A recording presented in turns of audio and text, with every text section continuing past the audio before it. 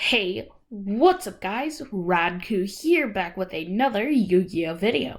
And today's going to be Tindangle.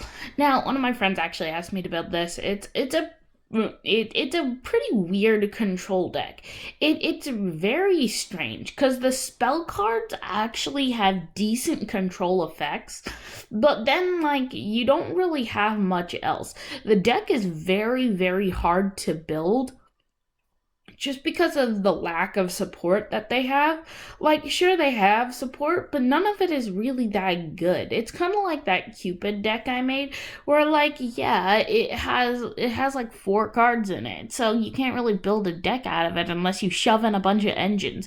So I didn't shove in a bunch of engines in this. I actually made a pure Tindangle deck. I actually used to play this weird Tindangle Hound control deck with Nangle's Protection.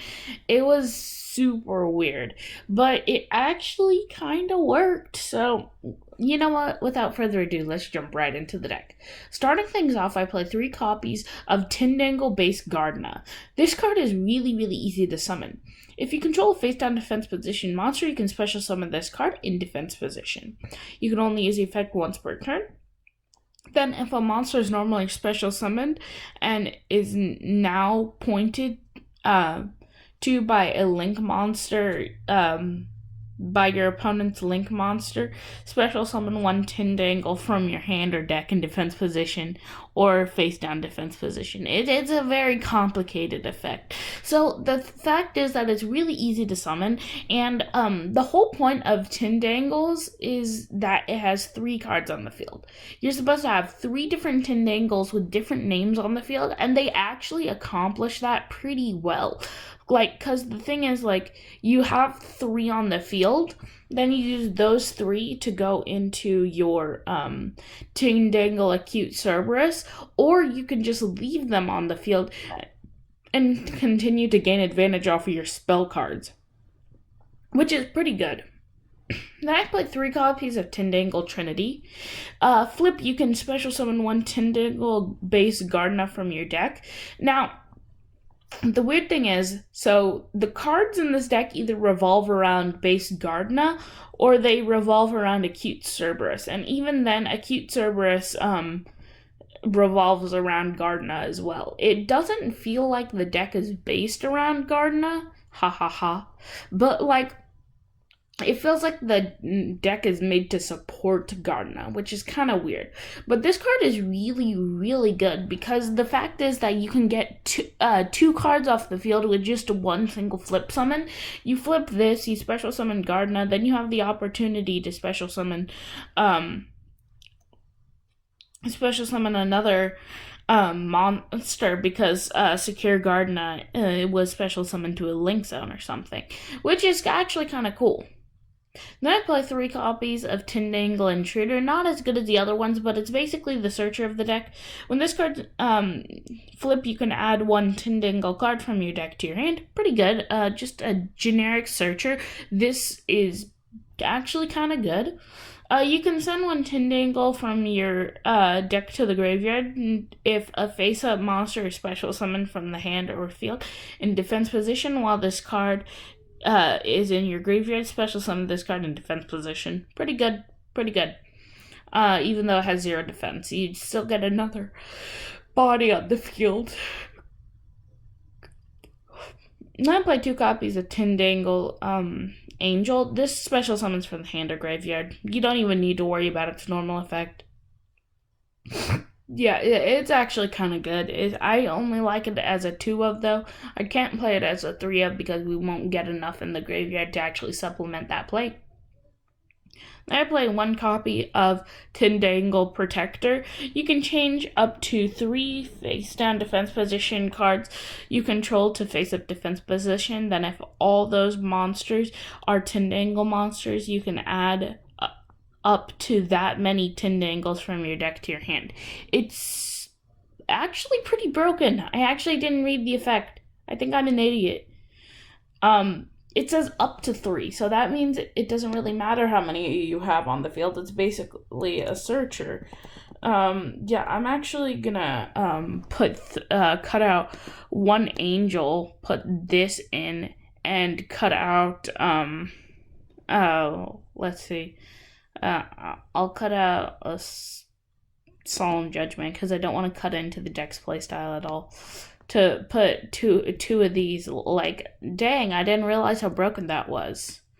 I play one copy of Tindangle Hound, just as, like, the last honorary Tindangle monster to put in the deck. It's not exactly the best card, but it does have a weird attack gaining effect. I play 3 copies of Ash, generic hand trap, great to stall out with. 1 copy of Upstart to up the consistency of the deck. 3 copies of Nangle Protection. This is the best card in the deck. Tindangle monsters in your main monster zone cannot be destroyed by your opponent's battle or card effect. Once per turn, if your Tindangle monster inflicts damage, the damage is doubled. You can banish this card from your graveyard, discard 1 Tindangle, add 1 Nangle's Protection from your deck to your hand. Super, super broken. It keeps all of yours from being destroyed, your opponent takes double the damage, and it searches itself on destruction. It's literally the best protection ever. I play 3 copies of Stairs of Mail. This card isn't as good, but I still kind of like it. During the main phase, you can activate this effect to discard 1 Tindangle card, and if you do apply one of these effects, change 1 face down defense position to attack position, 1 attack position to face down defense position. Then this turn, you cannot discard another card with the same name, which is fine. Yeah, it's pretty good. Then I play 2 copies of Allure's Circuit. This card isn't as good as Nangle's Protection, but it's still kind of decent. Your opponent cannot target or cannot attack if you control 3 or more Tindangle monsters. Once per turn during your standby phase, target 1 Tindangle monster you control, give control of it to your opponent. You can banish this card from your graveyard and discard 1 Tindangle card, add 1 Allure Circuit from your deck to your hand. So the thing is that giving your opponent monsters actually works in this deck because you want your opponent to go into link plays. Because if you get your opponent to summon a monster with linked arrows to it, then that means you instantly get the satisfaction of being able to special summon with stuff like Gardna, which is actually kind of good, but there are other things you can do with this. I play 3 copies of Extra because you don't need the extra deck other than Tindangle Acute Cerberus. Play 3 copies of Tindangle Delanier. When you take battle damage from an opponent's attacking monster while you have 3 or more Tindangles with different names in your graveyard, you can destroy the attacking monster, and if you do, special summon 1 Tindangle Acute Cerberus from your extra deck. If you control the monsters in the extra monster zone, you can banish this card from the graveyard, target 3 Tindangle monsters with different names, special summon them in defense position. I don't even need to explain how this is broken. So first, it has the effect to instantly get out your Acute Cerberus, which your Acute Cerberus is the main card in the deck. Then, when your Acute Cerberus gets destroyed, you can banish this card, or you can get rid of this card to special summon the 3 that you used to summon Cerberus. It's so broken. Words don't even describe how broken it is. Then I play 3 copies of Subterror Succession. This might seem like a weird option, but Subterrors have some great flip support, and I felt like this was the best one for the deck. It's basically a searcher for the entire deck. Activate one of these effects. Also, after this card is set it face down instead of sending it to the graveyard. Send 1 monster from your hand or field to the graveyard, and if you do, add 1 flip monster from your deck to your hand with the same attribute but a different name. That isn't an issue considering the fact that they're all the same attribute and simply have the same name, or simply have different names. Send one flip monster from your hand or face-up field to the graveyard, and if you do, add one monster from your deck to your hand with the same attribute but a lower original level, which isn't that bad, considering the fact that most of your cards are flip monsters. You'll still be able to search out pretty easily. Play 3 copies of Imperm, great hand trap. Now I play 2 copies of Solemn Judgment because Solemn Judgment is broken. So that is it for the main deck. Main deck is great control deck. I actually kind of like it. Like, I might do some play testing. You might see some videos of that, but I haven't decided yet. Going into the extra deck, 3 copies of Tindangle Acute Cerberus. This card is like the heart and soul of the deck. Gains 3,000 attack if you have 3 or more Tindangle monsters in the graveyard with different names, including Tindangle-based Gardna. Gains 500 attack for each Tindangle this points to. At the end of the battle phase, if this card declares an attack, you can special summon 1 token. So basically, the whole point is that you can get multiple acute Cerberus on the field. Like, the whole point is to turbo out Acute Cerberus, despite the fact that Acute Cerberus isn't the best card ever. I played 2 copies of Subterra Behemoth Fiendus. This card's pretty good just because it's generic flip support.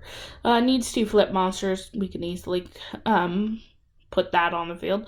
Gains attack equal to the combined original levels of the Subterra monsters used for its link material times 100.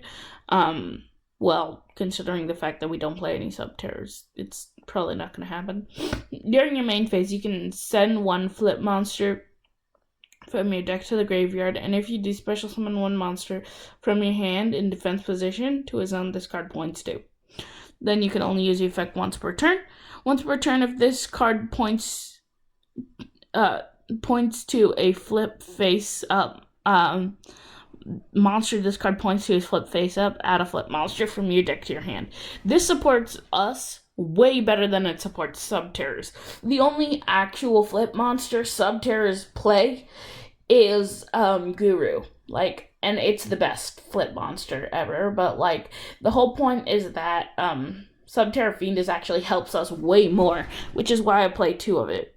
Play 1 copy IP Masquerena, play the Nightmare Engine, play 1 access code for OTKs, 1 Boral Sword for OTKs. I really do like this new artwork, by the way. 1 copy of Appaloosa for negation. Like, you can set it up, but I'd rather go into an Acute Cerberus to keep the deck's playstyle same. 1 copy of Secure Gardna and 1 Almirage. We aren't playing an Invoked Engine, but it's not bad to set up a Secure Gardna if you want to. And 1 copy of Abyss Dweller because it's generic. Plus, we have enough level force to make it. So, yeah, that's pretty much it for the deck. Please like, subscribe, share, comment, let them know what you thought, and let them know if there's anything you would change about the deck. Would you change up the Tindangle lineup? I know I messed up halfway through the video with this, but you know what? I fixed it. It looks nice. Would you change up the extra deck? Would you cut out any of these? Would you change the deck to not revolve around Acute Cerberus? And yeah, that's pretty much it. I'll see you in the next Yu-Gi-Oh video. Peace, guys.